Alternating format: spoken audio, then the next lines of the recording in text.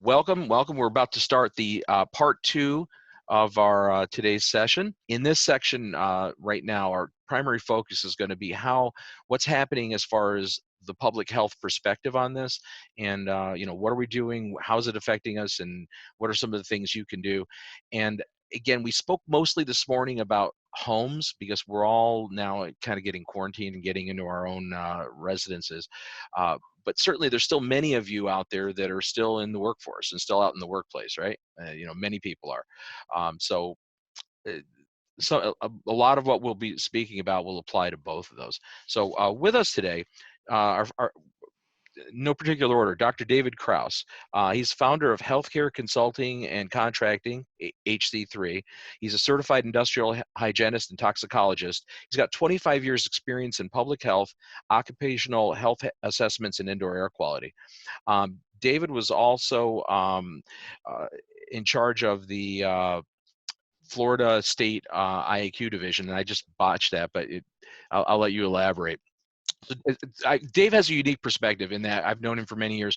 He has worked in the public sector, again, in the public health sector for the state of Florida, as well as in the private sector as a consultant. So it gives him a nice overview, and we're really happy to have him on board today. He's also been involved with many standard setting and research projects throughout the course of the year, and a feature presenter on numerous industry conferences.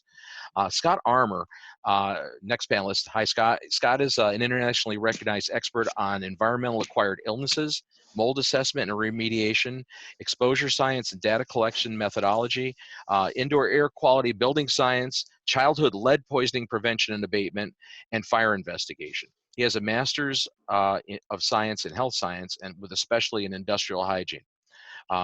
So again, Scott has also worked extensively with industry standards, most recently and currently, right, with the IICRC S520 with the mold standard. But he's been, some major projects both here in the U.S. and actually in Canada. So you've been involved in a lot of aspects around the world dealing with public health concerns. So good to have you. My third panelist is Tim Aber, longtime friend of mine. We both started a long time ago back in the early days of air duct cleaning with the National Air Duct Cleaners Association, and I had the privilege of serving on the board of directors for over a decade with Tim and working on numerous research projects. But Tim is he's an AHA certified healthcare constructor and an AC certified microbial consultant. He has over 25 years experience in indoor air quality testing, building envelope diagnostics, HVAC hygiene assessments, and actually he's one of the foremost people in the country in HVAC hygiene. So make no mistake about that. We're really privileged to have him on board, and he's the principal investigator and project manager for air purification specialist in Pavo, Georgia. And welcome here. Good to see you. And of course, we have Corbett Lunsford. Corbett, I'll let you introduce yourself quickly if we have some new people on board. Again, the amateur in this group. So my specialty is testing the invisible dynamics. I always break it down into physics, chemistry, and microbiology. I wrote the book, Home Performance Diagnostics, The Guide to Advanced Testing, only because no one else had written it and I wanted a book like that. My wife and I also make Home Diagnosis, which is the first ever television series about the science of homes. And I am here to absorb what this panel is going to say so that I can then shuttle it into this PBS series that we've got. So we're just trying to communicate as much about the science of homes as possible to normal Americans. And I guess I'll introduce myself again. I'm Bob Krell. I'm the founder and publisher of Healthy Indoors magazine. You can get to that. It's a free monthly digital and quarterly print publication available at healthyindoors.com. I'm the president of IAQ Technologies in Syracuse, New York. So I've been involved in numerous aspects of the industry as a contractor, initially as a consultant, as a trainer, and now as a publisher. So it's been an interesting perspective that I think I've been able to achieve because worked pretty much in every state in the country over the course of my 33 years in this industry, and I've had I think the unique opportunity to be on both the consultant and the contractor side in various applications. So I refer to it as my multiple personality, right? got the one hat's the contractor hat, one hat's the consultant hat, and but I think it does it does give me a unique perspective here, and I'll certainly chime in as the moderator today. So looking forward to just getting a little bit deeper in the weeds. I think one of the things that I'd really like to talk about, to start out with, is why is this different? Why we're dealing with this pandemic. We've heard the term pandemic before many times, correct? Over the years, we had SARS, we had the numerous other Ebola scare that really was very catastrophic in Africa, but didn't really hit the United States with any fervor. Why is this different? Now let me throw it out to David first. I'll let you. Sorry. Sure. This is different because it's turned into community-wide spread of a highly infectious virus. I think that it has been recognized and anticipated by public health officials since, I'll say, at least after the anthrax attacks in 2001. We recognized we were highly vulnerable. When an epidemic begins, you're not quite sure if it's man-made or bioterrorist attack or natural and naturally occurring, or a little bit of both. We established programs and spent billions of dollars in this country preparing for just this event. As far back as 2004, 2006, there was quite a bit of effort, a lot of money spent on this, a lot of efforts preparing, millions and millions of N95s, requirements for hospitals and National Guard and police to have the equipment necessary to do that and respond and be prepared and be safe. And that was essentially dismantled over the past 10 to 15 years. It's been slowly defunded, sometimes rapidly defunded. The expertise has been whittled away. And so we can sit back here and armchair quarterback this and tell you, yes, we knew this was coming. The most upsetting thing is that we spent the money to prepare for it, and then we got rid of it. So I think that's one aspect. The other aspect here is that that early surveillance and the ability to do testing to answer the hundreds of questions that we're receiving today just wasn't done. And we're at the point where we really don't have any other options other than to establish broad-based quarantines. I mean, are you seeing, are we experiencing a similar effect just several months later from what initially started in China? Because again, they were fairly ill prepared initially, as was Italy, clearly, and many other countries. We've watched this virus move its way around the globe. Is this a similar? This is entirely expected. This is how pandemics work. This is how viruses spread across the globe. Even in the tabletop exercises and preparation exercises that we did back in the early mid-2000s, we expected it to start in China. Public health professionals, we expected them to deny that it was going on. We expected it to jump borders. We expected it to hit high population areas. We expected it to hit the elderly. We expected it to hit airports and transportation facilities. We also had a number of other tools that we should have been able to implement had they not been dismantled, not just by this administration, but previous ones as well. We've watched these slow balls fly by. Yeah, I saw a number on a thing I was watching a few days ago, saying that our national budget, it's like less than 0.01% is public health. That's kind of a scary thought right now, isn't it? So Scott, you've been involved in a lot of obviously not pandemic situations, but in small scale situations where it's been a public health concern. How is this different in your perspective? When I look across and you track it, like say when the best information in January started to come through and you begin to take a bigger look at it, I think the most important thing is, we look at transmission of disease. I was looking at transmission of information. And we live in a world now where information is instant and broadcast through many channels, right? You can hear the same piece of news 100 times a day. One of the things I think that did was that it heightened that awareness that something was going on. If you look at the numbers of disease, it is not as large as one would think if you're just watching the news compared to what's actually out there. Compare the numbers. We have almost 8 billion people in the world and 200,000 cases. Do the math. That is a fraction of 1%. In fact, I think it's 1/1000th of 1%.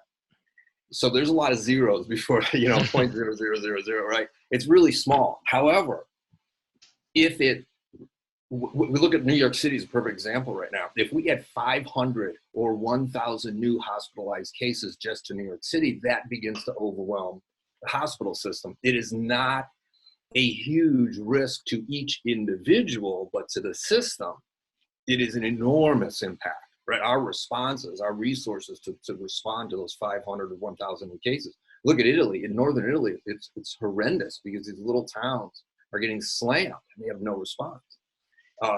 So it's hard to balance. The biggest problem is that if you think that the risk or the fear or impact is like that hospital that's being overwhelmed by 500 new patients, you begin to respond as if that's your necessary daily response. And I think that's the mix up right now. So we have a lot of closures, we have a lot of over response. In my side of the industry now, how do we come up with standards? How do we address this? And that then pushed us further and further away from the very simple, basic cleanliness and disinfection that we see from recommendations from learned places like CDC, the OSHA responses, to people pushing just almost ridiculous responses. So that really impacts people's decisions. That I think is the hardest thing to cope with, and obviously the financial and economic, we don't even have time or ability to understand that right now. I mean, when you look at the numbers statistically, we currently have we have approximately just under 1 million hospital beds total in the United States. I think the number was like 980,000 something, somewhere around I think there. I heard that too. Which equates to, with given our total population, about 2.8 beds per 1,000 people. Now Germany, for example, has 8 beds per 1,000. South Korea has 12 beds per 1,000. We have numbers. We don't have the resources normally, and and out of those approximate 1 million beds, how many of those beds are actually vacant right now? What's the census in the healthcare facilities? Very, very few. Most hospitals I work with on a daily basis, they're at 90 to 95% capacity every day. Right. So we don't have 1 million beds. That's the point. I see those numbers and I go, there are not 1 million beds available. Just like we have approximately, if you figure the total possible number of ventilator units that we could bring back in, there's a ton that are out of service. We have about 70,000 new high-tech ones. And if we bring the reserves that CDC has and the ones that have been stockpiled, kind of mothballed, we maybe can dial it up to maybe 170, 180,000 units. That's best case scenario. But how many are being used already? That's the point. There's people using those. Bob, you've got these claims that they're even talking about bringing back hospitals that have closed. And you and I know we've walked into hospitals that have been mothballed, and they are nightmares. Yeah. It would take longer to fix the standing buildings because they've been neglected than it would be to build a new one. And I can tell you that the quote mothballed or excess reserve ventilators, they're the same way. And on top of that, it's not the ventilator, it's the people who run it. You're talking 3 to 4 full-time people to keep a person alive on a ventilator. You don't just stick them on a ventilator and walk away. You've got to have pulmonologists, you've got to have respiratory therapists, you've got to have nurses, you've got to have all the functioning structure behind it to make that ventilator worthwhile. It's like having a car but no driver. I'm going to jump ahead of you here. Actually, Scott, you have a point there? I was going to comment. It is clear this is more an infrastructure response crisis than it is a health crisis when you look at the numbers, right? You want to balance the numbers. How many flus, how many flu deaths, things like that. If this were left unchecked, it could easily surpass our annual death totals, fatality totals of the flu, right? Sure. worst year is 60,000 deaths. That's a lot of deaths. That's a lot of deaths. From flu. This, think about this, could be anywhere from 5 or 10 times that if it were completely left unchecked. But even if this were only 1/10 of that, that's 6,000 more that we don't have capacity for, plus the serious illness. And that's really what this is. Well, and remember all the other injuries and illnesses, surgeries and heart attacks, strokes, all those are still happening. Yeah, they're not going away. Yeah, right. And here's the other problem too, is that I think we're grossly underestimating the numbers, right? Because we're talking about how many cases there are. These are cases that have been tested and confirmed. Okay, most people on the planet of the 8 billion people have not been tested. I would suspect that we are 100 to 1,000 times that currently with people that are exposed. But anyway, I want to direct it over to Tim now, because we've been you're mentioning trying to recommission old healthcare facilities, bringing facilities back, or even just upscaling existing facilities. Tim's had a lot of experience, right, working in the healthcare environment, dealing with the HVAC systems and just the indoor environments in these buildings. And how do we deal with this in such a fast ramp up? I think the challenge would be to identify first. And I think Scott and David's comments are most appropriate. I do agree with Scott that the infrastructure is probably our limiting factor. But at the same time, how do you prepare for a pandemic? Do you forward that much funding to something that you may or may not use? And it's a investment strategy that everyone has to take a bite of and determine, is that the best way to spend the money? Or can we back up and learn from this? And I guess I probably need to pull back a little bit and give you a 30,000-foot view. And to do that, this is not a national crisis. This is obviously a worldwide crisis. But let me see if I can put a different perspective on it, and I'll get back to the hospitals in a moment, Bob. But there's a great quote, and it was from Thomas Paine back in 1776, and he said, "These are the times that try men's souls."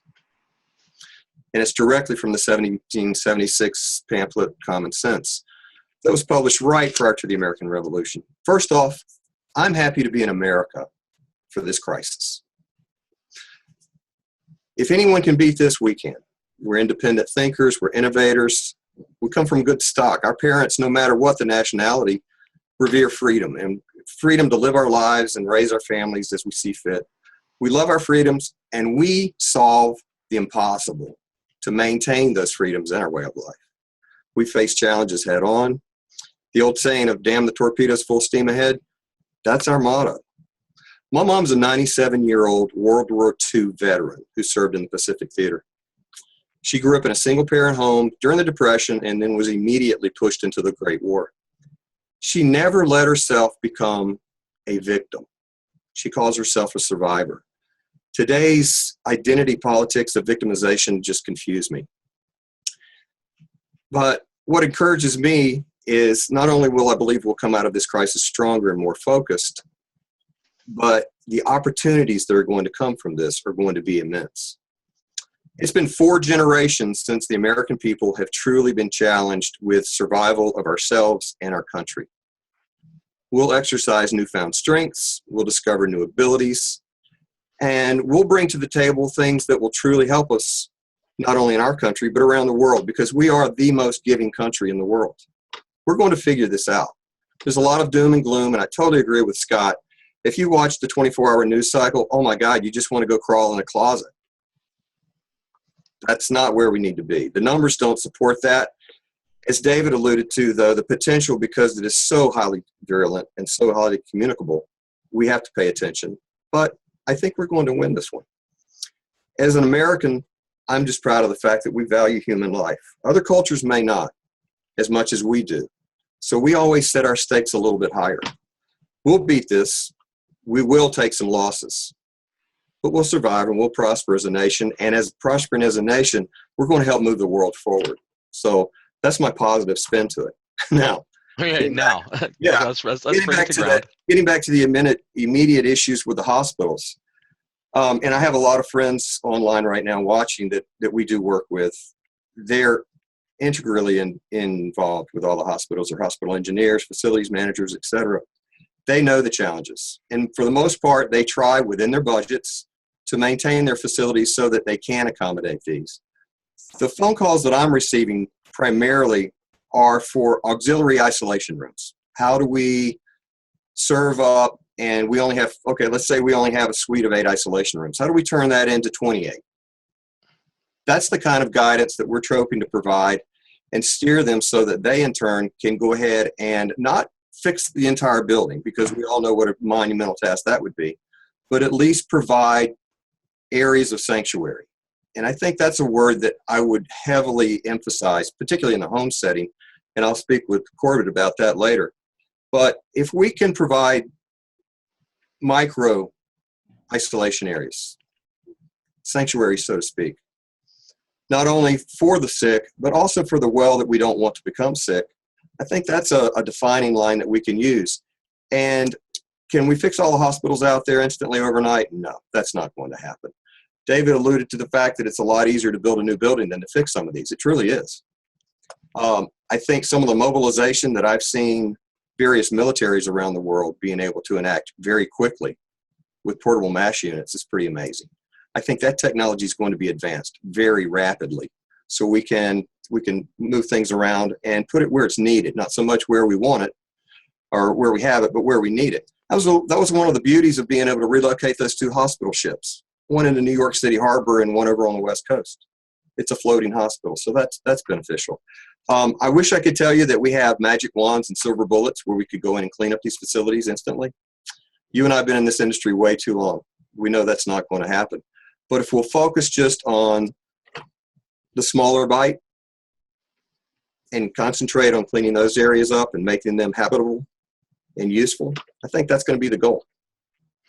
So I'd like to jump in real quick, if you don't mind. I was going to toss to you right then, so go. Great, and just spin it. I'm not an expert on this. This is a comment and a question for our panel that I just like to point out, and this was put together by me and Bob on a real short schedule. All of the panelists that have been involved in this so far are white. All the people on this call are men. All of us, I'm assuming, are middle class. I happen to live in an area in Atlanta that the town where I live is 36% below the poverty line before this even started. And so I'm just wondering, number one, for the people who were trying to stretch it and make ends meet beforehand, and now we've gotten kids out of school, and of course we know that as far as drugs go, number one thing is keep kids from getting bored so they stay off drugs. Second thing is crime in my area is really driven by teenagers. It's a teenager thing, breaking into cars, etc. And then also people are desperate, like they were desperate already, right? If you're on that poverty line. And now what is going to happen with this? And is that part of what public health is trying to address? And then also, even going further down the chain, homeless shelters. Those are gatherings of more than 10 people. And for sure, those are not disinfected. They're tight, yeah, and they're tight too. They're usually people are like in bunks right together. Right. So when we're talking about a hospital being a bed is a bed is a bed, doesn't matter whether it's a homeless person or a millionaire. Like, what's the response on the kind of more desperate end of the spectrum that none of us are necessarily a part of? Is there any conversation around that? Well, from the public health side of this, that's probably second or third down the list for what they're trying to deal with right now. Last year, we had an active hurricane season that brought in devastation to the panhandle of Florida. What do you do with those people? You put them into shelters.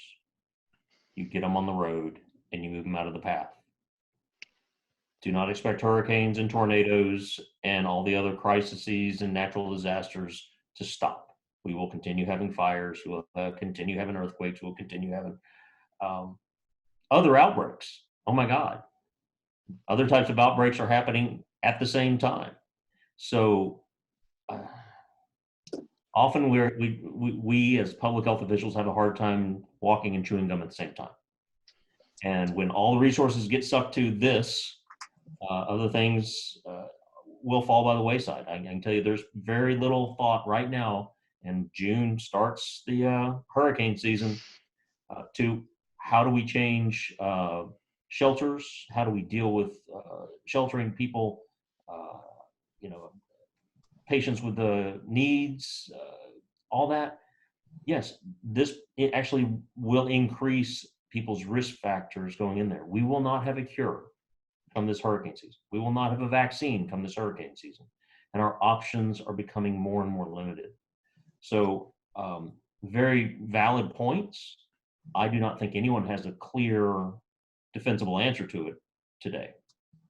Yeah, I mean, I think one of the things that alarms me, is that you hit it right there, David. The fact that we're going to go into the hurricane season, and we've had some devastating Category 5 hurricanes over the past several years that have really been, monumental recoveries in those areas, and we're still recovering. A lot of places we haven't recovered, and that's based on the fact that it's in a limited geographic area in this large country, where we had the rest of the country's resources to throw at it. This is a whole different ballgame now, because, like you said, the wildfires and the hurricanes aren't going anywhere. So we're going to still they're going to compound this, and I do worry about how we're going to address that as we hit it. But again, you have to take on the most the most pressing matter at a given point. It's interesting. May I? Yeah, please jump in. It's interesting to think about it, because if you look at some of the curves and you do just real simple modeling on peaks and downslope of infected numbers and transmission rates, that June is right when we should be on the downside.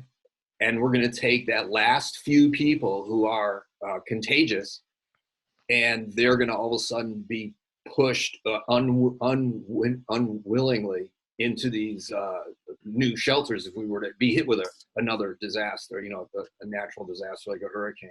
So just when you think you're going to be clear, we're going to throw hundreds, thousands, tens of thousands of people all close together. I think that's one of the big picture issues, is the length of time that this is going to take to get to where we are at a manageable regular infection rate. This is probably something that's not going to, quote, go away. That's, the hope for vaccine creation, of course. But just to manage, normal activities, this will keep popping up, and we're going to have to develop a response system to pockets. So when we have new clusters appear, we've got to trust that CDC and other health folks define what a cluster is for response. Is it 10 people? Is it 100 people? At what number? And you mentioned earlier, and all of us who've discussed this are hyper aware, testing, right? Do we have to test 100% of the population? Do we only test people who start to cough and sneeze and wheeze or get a slight fever? Those answers are yet to be done. The volume of research and expertise, as everyone's mentioned, we've known for years, has been cut back, and just drastically cut back recently, unfortunately. But if we don't have that infrastructure rebuilt, the future, whether it's June or August or a year from now, is not going to be much different than it is right now. I mean, one of the things that worries me, a lot of this worries me, but the fact that previous, I'm not going to even use the word similar, but previous pandemics, viral type infections, they tend to wane in the summer, right? That whole transmission situation. But then, there has been a resurgence on some of these previous pandemics, in the following fall and winter.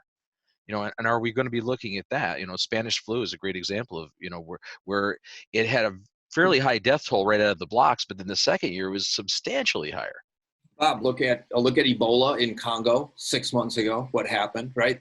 We thought it was controlled. We had a huge burst. Look at measles around this country, these little pockets. One of the things I want to point out, and I think Dr. Krause can add to this as well, is this use of the words, the terminologies. And we say pandemic, and we have to remind ourselves what pandemic means. Pandemic means it's reached a certain number of countries. It's worldwide, and there is at least one case in each country. So sometimes pandemic means it is just becoming a worldwide phenomenon. It does not necessarily mean it's awful or a high incidence rate in all countries, versus an epidemic, which is the uncontrolled spread of the disease to numbers that we haven't seen before. And I think that's real important. A lot of people, we misconstrue that. We don't have a good word for this right now. I don't think pandemic is the fair word. It's a technical word that we could be using over there. Certainly it's an outbreak. Epidemic. Yeah, it's an outbreak. It's an epidemic. It's as far as the statistics on it, I mean, we can make some good swags at it, but right now, I'll tell you, we're blind. We are blind. We are running blind. We're making assumptions, and public health officials have, uncertain information. Testing an accurate, reliable, defensible, repeatable test is absolutely necessary. Realistically, most tests have some failure rate: false positives, false negatives, interferences. So we all have to look at the test data that we're provided with a scant eye, and recognize that you're not looking at the conditions today. That test, and then the body of tests that's finally compiled and presented to epidemiologists and policymakers to make a decision on, it's a shadow. It's a ripple in the water. It's yesterday. It's last week. And with something that has such an apparent, and we'll say apparent because this is obviously a contagious disease, it's ahead of you. Where it is not where you're looking right now. And our policymakers and public health officials need to be looking a month ahead, 3 months ahead, 6 months ahead. If they hope to have any chance of getting ahead of this, they have to be thinking about that, not today. And unfortunately, with the demand of the social media cycle and the news cycle, I've sat in these positions where I didn't have time to think as a state toxicologist dealing with a dozen media reports and interviews every day. I didn't have time to think about the research and actually go do the testing. So, the public health officials, the public health programs have been decimated over the past 10 to 15 years. They do not have enough people. They do not have enough expertise at the state, even at the federal level. And, they're going to burn out quickly. They are humans as well. They will become ill, and we will see a loss within those ranks as well. Yeah. Corbett, you're muted, Corbett. Sorry, thank you very much. There's been a couple questions popping up in the questions pane and the chat pane, and everybody please use the question and answer pane about profitability for hospitals. And one question that Joe is asking is, it was stated earlier that testing is covered by the US government, but is the hospital stay? As somebody who has had my wife stay in the hospital overnight, it's like $4,000 a day for those beds. Are we really expecting that people are going to cover those? Like, how is that part of the public policy? And our hospital's going to lose a bunch of money and then have to close as well. Historically, the hospital is on you. You're quarantined. If you're quarantined at the Ritz-Carlton, guess who's paying that bill? It is not the health department. This is very much still, there have not been accounts made, monies made available, to my knowledge, to manage individuals' quarantine, medical treatment. That is why in the past, state epidemiologists were required to be MDs, physicians. They could write scripts. They could write scripts for testing. They could write scripts for hospitalization on a broad scale. I can tell you the state of Florida, that's not the case anymore. Our state epidemiologist is not an MD. They've actually implemented a waiver. Several states have had to do that as well. So we do not have the tools of the past that we knew we needed. We've known it since the days of polio, of how we needed to have individuals of certain credentials and knowledge and experience sitting there in tune and ready to respond to things like this. So we find ourselves in a less than ideal position. I mean, are we not encumbered a little bit? Our for-profit health care system, and this is based on a few of the comments too that we've been getting here in the chat box. They're not necessarily incentivized to ramp up unless they can actually have billable hours. So I mean, the proactive approach to being more prepared at that, I just don't see it happening unless there's some way that's incentivized. I mean, because again, if you're in a for-profit business model in any business, right, you're not going to ramp your business up if you can't immediately recover that. Well, if public health officials deem this, and it is a national emergency, public health authorities at the state and federal level do have certain authorities within their purview that they can implement under times like this to nationalize and require facilities to do that. And traditionally what happens is Congress comes back at the state and federal level and provides some type of economic payback. You know, there are mechanisms. It's just not up front. They're going to have to do it.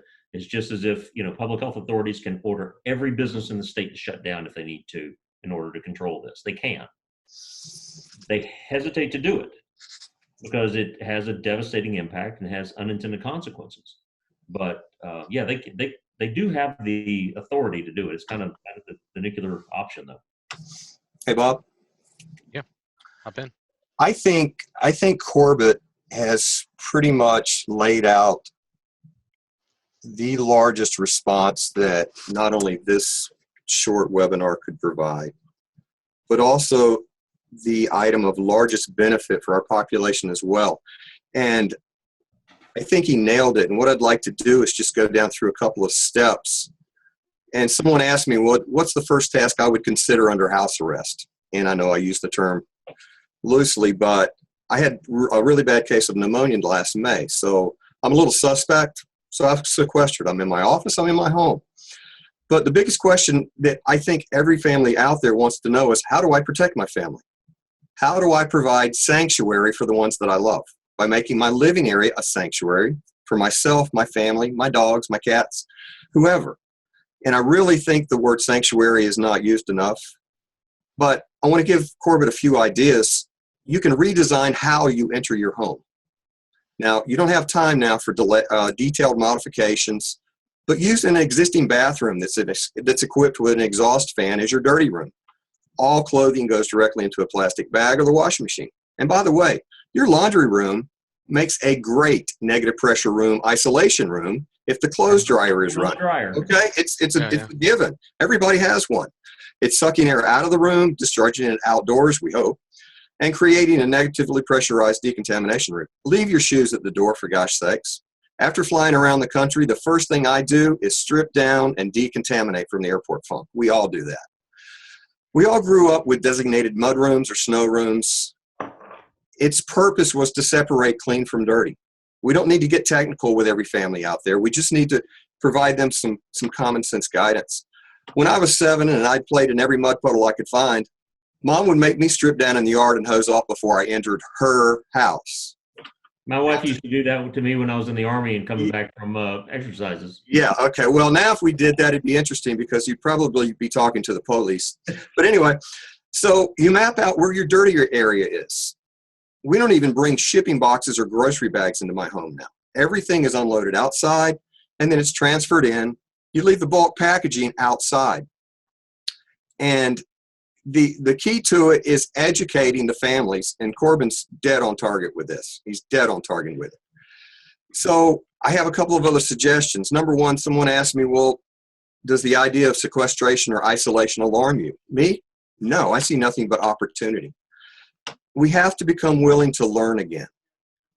Me, I'm never bored in isolation. There's no way. How often have you said, each one of you, I want you to reflect back on this. Man, if I could just take 30 days off and get my act together, I could accomplish so many things I want to do. Well, guess what? You're going to have the opportunity. There's a book out, and I would encourage everyone, even if you just go online and look at some of the quotes, it's entitled, Make Your Bed. The first thing out of bed in the morning, get up and make your bed. You've accomplished a task. Okay? How about lose 10 pounds over the next 30 days? Learn to play the guitar. To exercise your lungs, sing in the shower. Your wife may not like it, but, open them up. See, but Corbett made an interesting point earlier on. Scott, I'll get to you in a sec. As far as the fact that this is not necessarily, like all the solutions we're talking about here are really, kind of based on middle America. You have your own house, your own laundry room. You're able to do that. And really a large proportion of our population doesn't live in that type of environment. They're living in multifamily housing. They really aren't going to have the opportunity. They're going to have if they're sequestered at home, it's going to be in a home that has 1,000 other people or 500 other people in that same complex, and they don't really, they don't have the same opportunities necessarily. So I'm not sure this is like, So how do you modify your approach to it then? That's a good question, Scott. And let me kick to Scott. I think I have to I have to say that when we as a group or an industry start to speak and we say things similar to what Jim just said, we're changing the emphasis.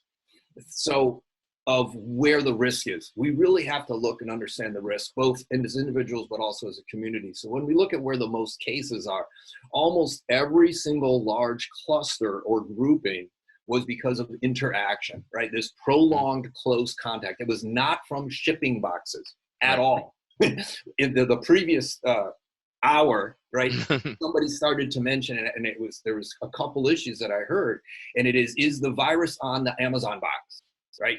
It could be. We can, well, but that's not the word. I get it. Yeah, I get it. on the box. It's not likely to become airborne again. Right. Well, it's not even that it's airborne, right? As much as think of the pathway of this disease. It's in our lungs. We cough. These huge chunks of, some people will call it sputum, some people will call it spit or phlegm. Let's call it sputum. Can we call it sputum for the purpose of this? If we can imagine this, it goes flying into the room. These are very large drops. They hit the ground, or maybe they hit the Amazon box, right? Someone else now has to either be in the way of those flying drops or touch that box and get that spit into their lungs. So it's very difficult to do. So we can have 1,000 boxes. It's not jumping off the box into our lungs. Scott, you've got a really good point there. But I think a very recent, I think on the 17th, communications through the New England Journal of Medicine, and there's been slightly reported on aerosol and surface stability of SARS-CoV-2, which is the coronavirus we're dealing with. There was the 3-hour estimate. Yeah, well, it wasn't an estimate. They did measurements, but what struck me was that's when they stopped measuring. It was, if you look at that, it was a forced suspension, and all they did was determine the viability, right? Yeah, 5 micron. Well, they did look at the viability and the concentration or the infectious dose. Right. What they didn't do was go out and see how many of those droplets are actually in the air naturally. They forced the suspension. So really all that looked at, right? It's not clear. They haven't published the whole article. But let me bring it down. Let me bring it down a technical level real quick, just to say that the Amazon boxing that we were worried about, if you're talking about touching a box where somebody sneezed and then touching your face or putting your hand in your mouth, then we're worried about that, right? So, and also, just to make sure everybody's clear, one thing that really did come out in the last session is that it's not just with people who are coughing. If you're standing in a long line and somebody coughs, that's not the only time when the virus might be communicated. Every time you breathe or speak, you are breathing out little droplets that might have the virus in them. Of course, you could be non-symptomatic for 5 days after having it. So just being around people who are breathing quietly without coughing is a chance to transmit this disease. Yeah, I think there's a lot that we don't know. And as more information is truly tested and evaluated, we're going to learn more. Unfortunately, it'll probably be at the cost of people's lives. If this is aerosolizable at inhalable droplet size, I don't see them being able to maintain public transport and aircraft, trains, and buses. The massive increase in hospitalizations and what appears to be a relatively large increase in the rate of hospitalizations and fatalities in Italy compared to China raises the question of why the difference. Recognizing we don't have clear understanding of all or faith in the numbers coming out of China. But if that's the case, one of the things that's different about coronaviruses is they do tend to mutate. They can become more virulent over time.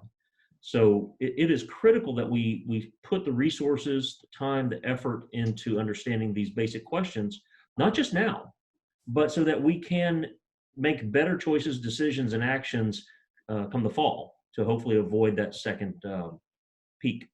The definition of clusters enabled testing came out, I think, yesterday when they released the study of that small Italian community. Yeah. And they were able to test, the university ran it, and they were able to test everybody. I think it was 3,000 people, maybe. I might be 500, yep.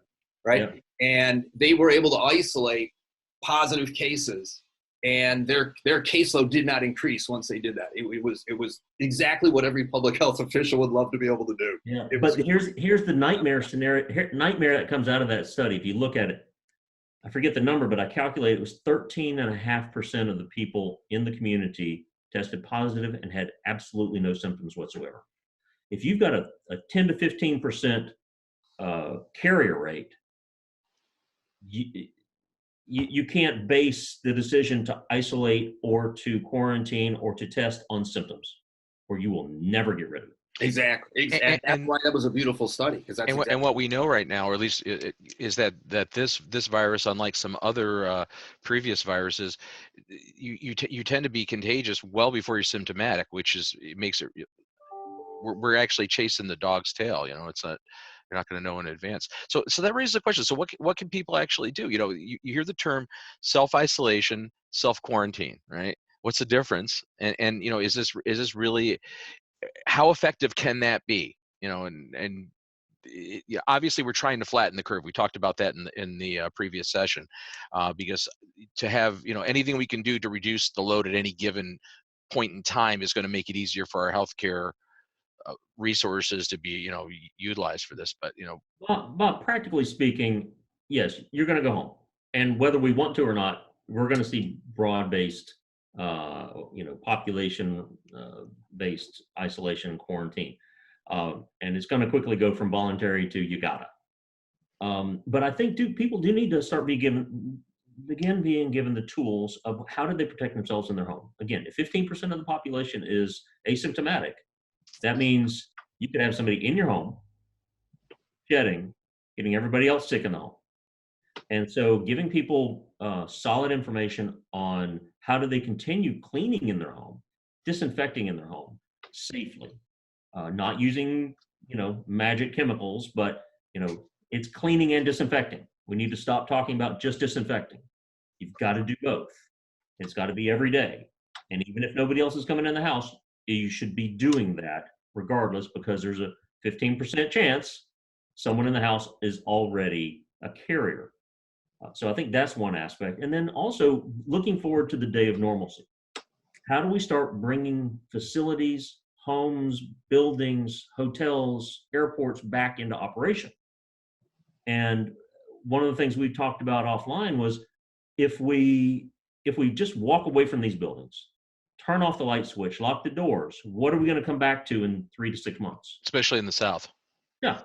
We can get away with it a little longer up here in the North. We have a little bit longer window to do that. Yeah. But I mean, we could be in a point where you're ready to reopen, except you've got a 6-month remediation project to do now with no resources to do it with. So I think educating homeowners and building owners and operators on what they can do now to lower the risk in the future, both for dealing with their buildings as well as dealing with the other issues. And the area that I've been dealing with a lot is Legionnaires Disease, which the cruel irony is that the symptoms of Legionnaires Disease are the same as COVID-19. It's a pneumonia.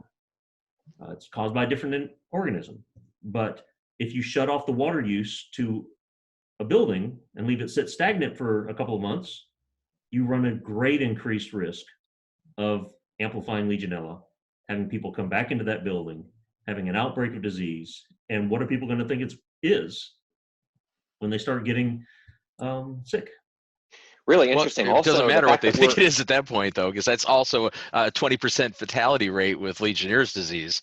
That's interesting too, because this is the shoulder season, and it being spring and it being pollen season for me and Tim, where we're at, people have their homes in heating mode, and it actually requires you to switch that thermostat over to cooling mode for it to dehumidify. So if you're away from your home for the next month, today in Atlanta, it's like 75, 80 degrees. So if now we're in the split, you walk away from your home for 2 weeks and you might have major humidity problems in the house. So that's a great point, David. Yeah. Corbett, I still think you're on the right track. And I think the biggest question, if we can help anyone, is to answer the question, what can my family do? Mm-hmm. That's the big thing right now. We have plenty of professionals out there working with all the different healthcare facilities, hospitals. Everyone on the video today is more than adept at working in those answers. But from your communication out through PBS in terms of how do we How do we solve this on a community-based level? This is an individual disease, and we have to attack it individually. We have to adopt new protocols and learn new ideas, become familiar with the term cross-contamination, and understand, here's how I designate certain areas of my home clean, as David just alluded to, and clean it every day. Biofilms can hold a virus a long time. Now, the virus by itself, if you expose it to sunlight, boom, it's gone. But in a biofilm, who knows? It may linger a lot longer than we think. But Right. in your communications back in all your ventures, if you can help educate the family and provide them with, here's some things you can do today to start helping protect your home and your family, that's going to carry over to the workplace. It's going to carry over to any other place they visit. And I think it's a re-education. We need to learn again. Yeah, you're right. And I think that what's interesting right now is there's a couple of things that really spring to mind immediately, which is that number one, there are tons of people trying to sell things that are going to do that, what you just described, Mhm. what we talked about this morning, ozone generators. Oh my Please, if you gosh. are listening to this, no one, let Silver anyone solution. you know buy an ozone generator. It's not worth it. It will cause asthma attacks. Exactly. All kinds of really horrible things happen. You okay, Number Scott? two, right. I mean, there's the air purification, all the disinfectants. Let's clean with ammonia, and then an hour later, let's clean with bleach just to make sure that we really got those suckers.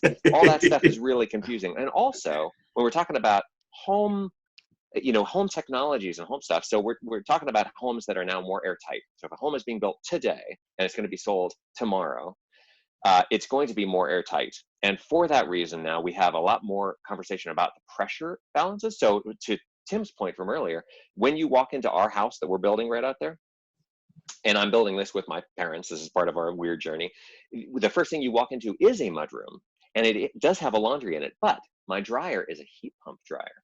So it actually doesn't depressurize that space. So now I'm having to think about this airflow, heat flow, pressure, moisture, contaminant system of how all the science works inside of a home, and try and adapt. Because if you just did what your grandparents did, just like what we were talking about earlier, you just hose yourself off before you come inside, blah, blah, blah. Like there's all kinds of dominoes that then happen, which is the whole topic of this series. And we're going to get more into kind of some of the how-to stuff on part 3. But I think that everybody's trying to sell everybody something right now. And that's a dangerous place to be as well. On Right? the selling It's of the things, education. Yes. I've been through several emerging issues. I've had to sit as the health department's industrial hygienist and answer questions for, all 8 hours every day from every kind of crazy question you can imagine, with manufacturers of this snake oil or that next base thing coming in. What I will tell people is that I've seen more injuries, illnesses, fatalities, and destroyed buildings due to botched efforts to remediate, clean, disinfect, decontaminate than due to the organism or chemical or whatever they're trying to abate. No one has ever died from bed bugs. I have seen homes blown up. I have seen homes burned down. I have seen people put themselves in the hospital and their children in the hospital because of overzealous attempts to try to get rid of the bed bugs. And I've seen this with mold. I've seen it with bacteria. People will, in the best intentions, do what they think is right. You're right, they need guidance, but we're more likely to hurt ourselves trying to do some of these things without education, training, and professional guidance than we are to actually get rid of the contaminant. No, Scott, you had something to say. I know you did. I have seen so much in the last several weeks from people who are 100% disregarding the basic instructions from CDC and now recently from OSHA on what are the first steps. Almost all of those, unfortunately, are somehow in the marketing business. and someone mentioned earlier, there is a plethora, there is unlimited amounts of marketing telling us what to do. People are misrepresenting what it is. We need, as an industry, to point out over and over the CDC's basic recommendation to clean with regular soap and water, just the stuff we have under our sink that we wash our floors and our countertops with, nothing special. Nothing chemical based. The ingredient almost doesn't matter if it's soap. if it's detergent. We even saw that we could get a reduction with just laundry soap, right? There's some suggestion from CDC. Well, Scott, we if do you that could first, just remind people that if they're looking for an EPA registered product, and while that doesn't mean a lot to folks, if they don't see an EPA registration number on the product that's being touted or has claims of virucidal activity, then they should walk away. Well, my point, registration right? is No, I don't mean to interrupt. I'm sorry, but my point is the first step is basic soap and water washing. If we do that, the reduction from washing is huge, right? When we're trying to remove this risk, it's kind of like the biofilm or the spit or the sputum. If we can wash all that off, we now are making it safe. So the little bit that we need to disinfect now becomes very low risk. So what's left on the countertop or what's left on even the Amazon box, right? Well, even the soap in and of itself has has virucidal capacity. Right. This is an enveloped organism, and the reason it is infectious is it's able to invade that lipid bilayer of the cells. Right. So the mechanism it uses to get us is how we can get it. Right, and if we get that word out, and like you said, and the good thing is most products that are on a typical shelf at your typical store that say all-purpose cleaner and disinfectant, they are registered, right? We focus on registration because a lot of people buy a lot of our constituencies, the people we talk to and train, they're buying it by the 55-gallon drum. or they're trying to sell it to contractors to sell it to somebody. But if you just go to the local, the Target, the Walgreens, the Acme, you're going to find common household disinfectants, but you want to get the cleaners first and then worry about the disinfectant and just buy the common, easily bought one on the shelf. Don't let people, and this applies to schools and governments and offices, I think, more because they're going to get the commercial cleaner in there trying to sell them one of these products. And we're going to be covering more of that in session 3. We're at time here now, but I'm going to, if you guys are available to stay a few more minutes on, I'd like to, there's a couple other burning points that I really wanted to get into in the first session. Corbett? Let's you first just point out that there are links for those of you who want to go and take a break before the next session starts at 3 p.m. Eastern. There are links in the chat pane for you to the CDC recommendations that Scott just mentioned are there. There are studies on the transmission rates and people who are coughing versus breathing versus laughing, etc. Articles from the New York Times, etc. So please do check those out in the chat pane. And also on our page on healthyindoors.com, where the event page, which I'll put the long tail of that back up again. At the end of the description and the schedule for today is a set of links that provided by the Maine Indoor Air Quality Council. It has a lot of ASHRAE, CDC, and a very interesting and alarming Johns Hopkins link to a live world map of constantly logging all the cases of coronavirus or the COVID-19 internationally. So that's going to be a great thing to check out and take a look at it. I'll flip that up later. But one of the things that we did we talked about in the first session, I just want to just raise this to you guys again too from a different perspective. Talking about the difference in the use, many people out there are wearing hospital surgical type masks versus an N95 or a fitted mask, and pros and cons. Our Surgeon General came out and said, "Oh, don't wear a surgical mask because it doesn't provide you any protection," which is true, right? Surgical masks aren't designed to protect the individual; they're designed to stop you from spewing stuff out and dispersing them, in somebody else's breathing. Very muddied message. But I think it's important to clarify that because is there not value in a surgical mask? If we don't know who's infected, people don't present necessarily symptoms. So in Asia, they're highly adopting wearing surgical masks, not so much to protect the individuals, but to do a social responsible thing to stop massive spread. Is there value there? Yes. Yes. Yes. But I think because the message is muddled, right? Surgeon General saying, "Oh, they're no good." Well, they're no good to protect you as the individual.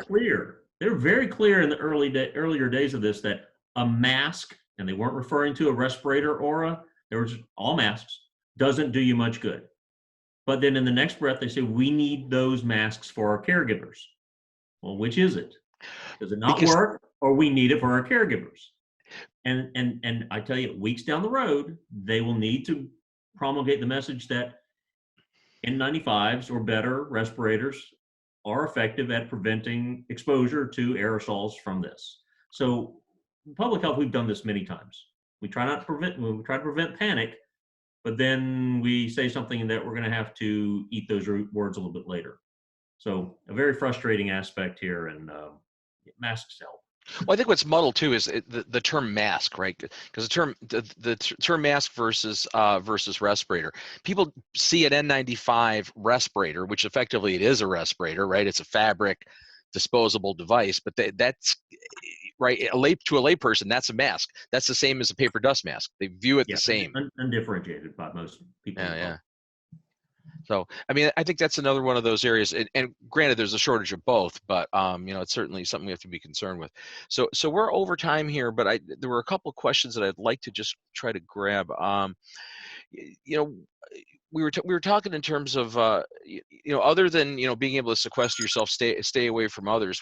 How else are we supposed to deal with this situation? Because many people aren't going to have that opportunity to necessarily totally isolate themselves from others. I mean, it sounds great, and it's conceptually it makes sense, but can everybody effectively do that? And if you can't, what other steps do you think we can suggest that people do in the general public?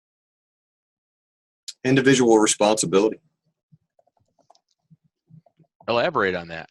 Well, okay, I'll give you a perfect case example myself.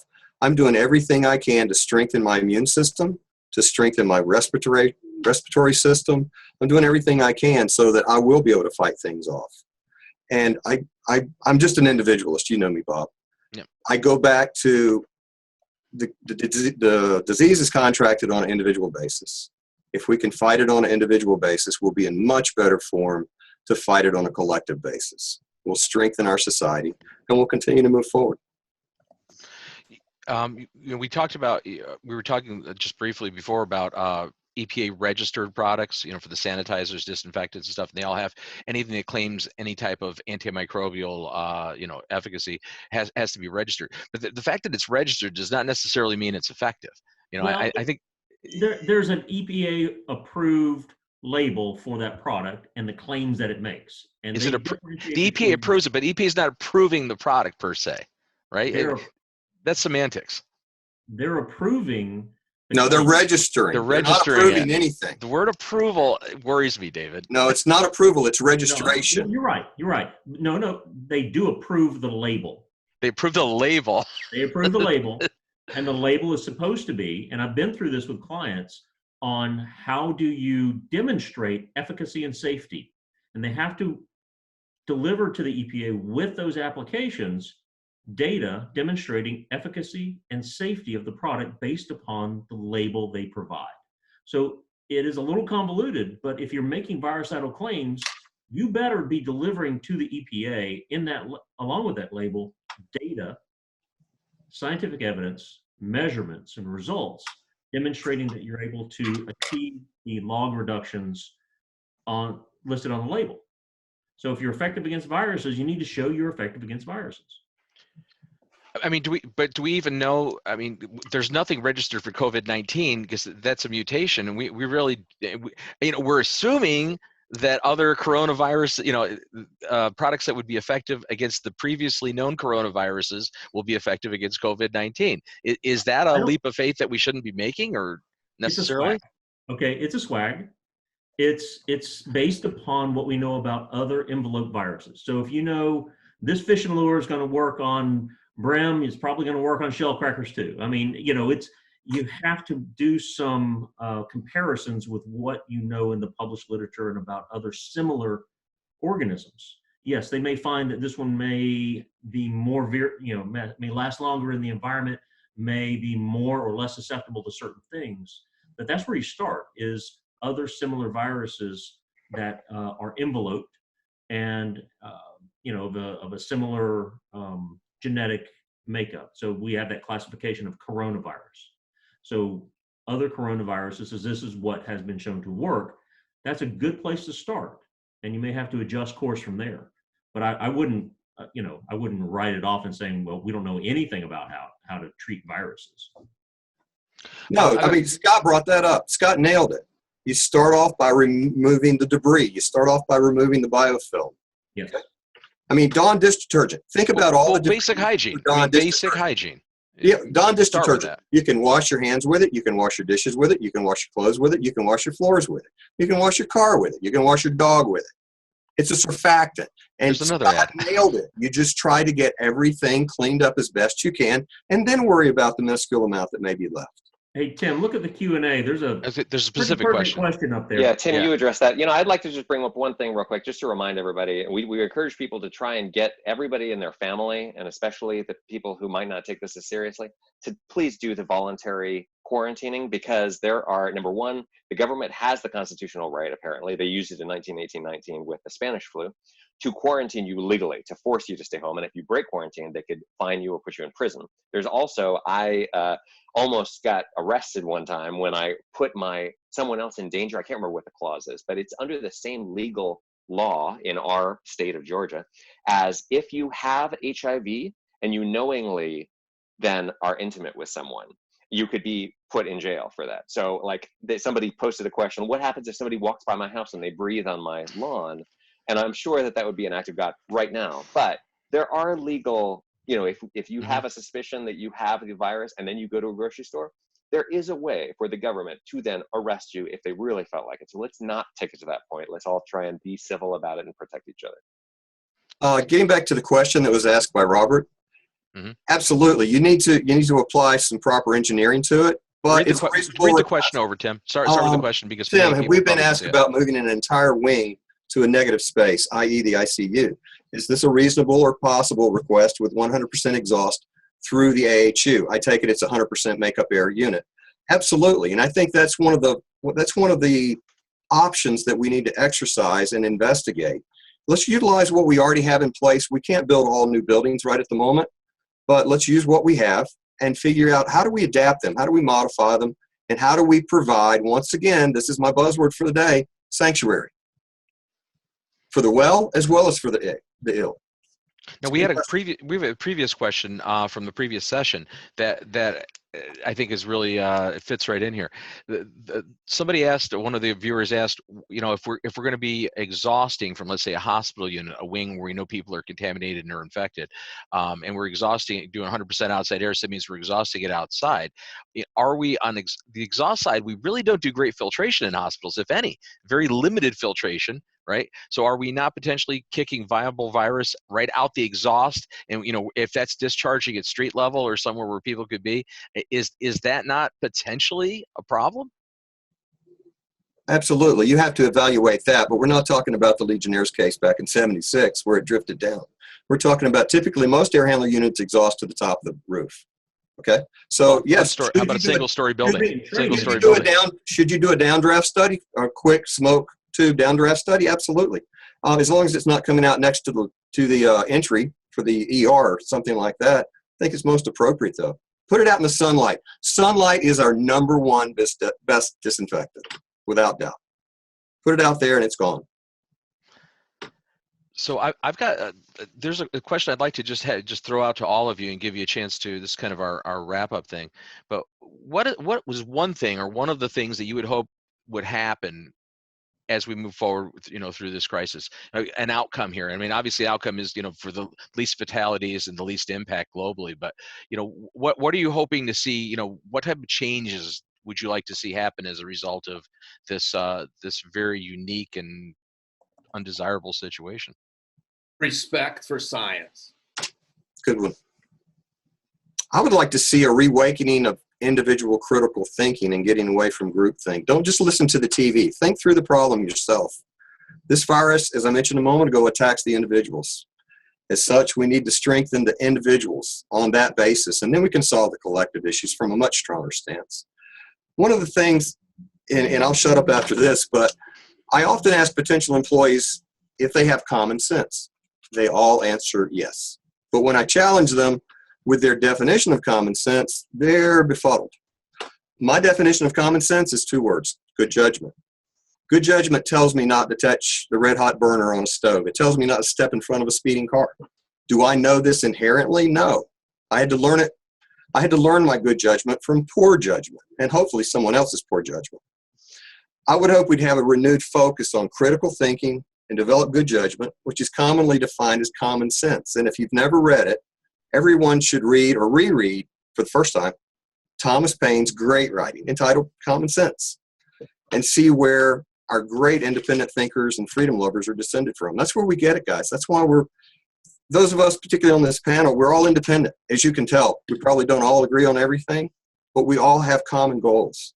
And our common goal is to protect our family, protect our way of life, and protect our freedoms. So I want to see a reawakening of thinking, not just listening and following the crowd. Critical thinking would be a good thing. David, you look like you're ready to go. This is just the beginning. This is a marathon, not a sprint. The plans that we need to be making for the fall, the preparations, possibly even, the redirection of industry's efforts, resources to provide enough PPE for healthcare professionals, for maintenance and maintenance operators, cleaning, custodians, and the general public. We've still got a lot of work to do. One of the things that really troubles me is in 2003, around the time of the SARS outbreak, when it seemed like it was somewhat contained, there was a hell-bent initiative to do all kinds of research trying to come up with a vaccine.